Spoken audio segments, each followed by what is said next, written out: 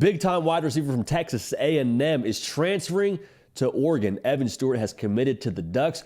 What does he bring to the table for this Oregon offense as they move into the Big Ten? What does Evan Stewart have on his plate when it comes to potential opportunities with Oregon? We'll talk about that right now, but first things first, make sure you're subscribed to the On3 YouTube channel. We talk college football every single day right here on this platform, the On3 YouTube channel. On this show, The Hard Count, want y'all as involved in the show as much as possible, so a great place for us to interact. At JD Piquel on Twitter, Instagram as well, that very same handle. We appreciate y'all for that. So, what does Evan Stewart bring to the table here? In short, you get a baller. A true wide receiver, one to now go along with Ted Johnson, who had over 1,000 yards receiving last season. When you look at what Evan Stewart is from a skill set perspective, I think he's a phenomenal athlete based on what he did at the high school level from a track and field perspective. Also based on what he did at A&M. I mean, he had over 1,000 career receiving yards, 6 touchdowns, 13 yards of reception. He's explosive. Also, he's a matchup problem. You go turn on the highlights of Evan Stewart, and when that ball is in the air, you hear people say, 50-50 ball, give your wide receiver a chance. A 50-50 ball, you'd use a conversion rate when Evan Stewart is your target, probably like 75-25, 80-20 Evan Stewart's football. The big part of this, he's going to make your quarterback's job a lot easier. More than likely, that will be Dylan Gabriel next season.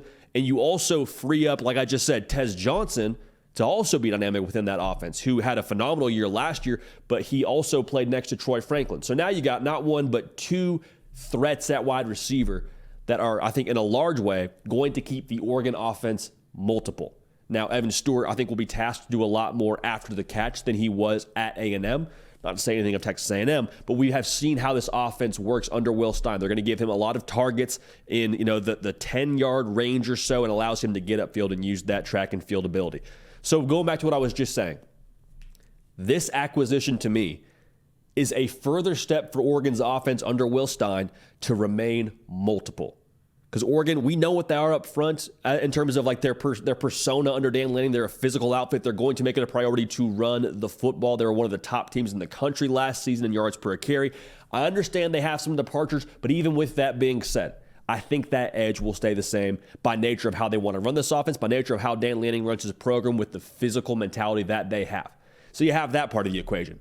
But then you go to the pass game and you have a quarterback, again, Dylan Gabriel, you're assuming is going to be the guy. Behind him is Dante Moore, so not one, but 2 capable quarterbacks. You have Tez Johnson, 1,000-plus yard wide receiver, and then you add into one of the top players from the transfer portal in Evan Stewart, who's got some skins on the wall in the SEC. Like, this is going to, yet again, be a very dynamic offense, and defenses are going to have to allocate resources accordingly. You can't just key on the run, because then Evan Stewart will burn you. You can't just key on Evan Stewart, because then Tez Johnson will burn you. So all that's to say, as a whole, I love the direction of Oregon's offense, and I love this addition for their offense, just adding another lethal threat to Will Stein's offense and quite frankly, a lethal program under Dan Lanning and the way they're trending right now. So when you look at what this means for Oregon from a 30,000-foot view, this is just another solid brick stacked for this operation in terms of the way they acquire talent, in terms of what they're building towards. Like, this is another move for him where he is showing, he being Dan Lanning,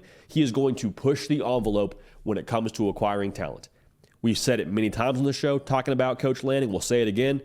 He understands, yes, X's and O's, extremely important. That's why he went and hired someone like Will Stein to be his OC.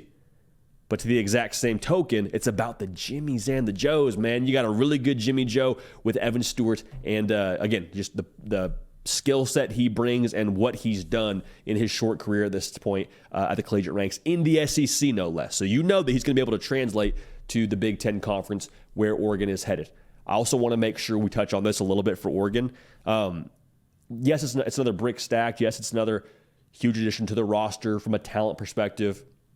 But let's kind of look at the pattern for Oregon when it comes to these transfer portal recruitments. Even if Oregon doesn't land some of these guys, even if Oregon doesn't end up being the last choice for these prospects out of the portal, Oregon is routinely in that top 3, in that top 5. They're usually in the discussion for a lot of these big-time portal guys. What does that tell us?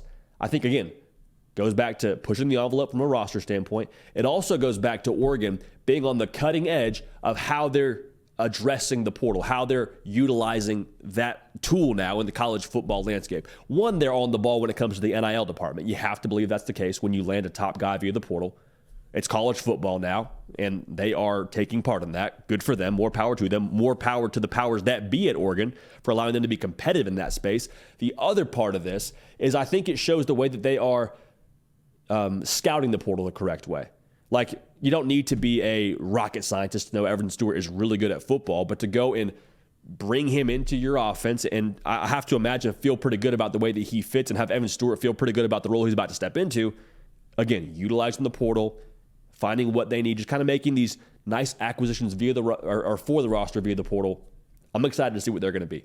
This just gives me further confidence that Oregon, one, is not going to take any steps back under Dan Lanning. It's all full steam ahead. And two, they are going to be ready for the Big Ten when they arrive there. I think they were ready this past year by nature of how they competed and were in that college football playoff picture all the way up until championship weekend. And now adding Evan Stewart, the offense will stay multiple. He's a true wide receiver one. He takes pressure off Tez Johnson. He helps your quarterback. This is a massive, massive get for the Ducks. Evan Stewart is taking his talents to Eugene. Subscribe to the channel. Get at me on Twitter and on Instagram at JD Piquel. Let me know how you feel about Oregon landing Evan Stewart. Appreciate y'all. Love y'all. Going to keep this party rolling, and we will see y'all next time.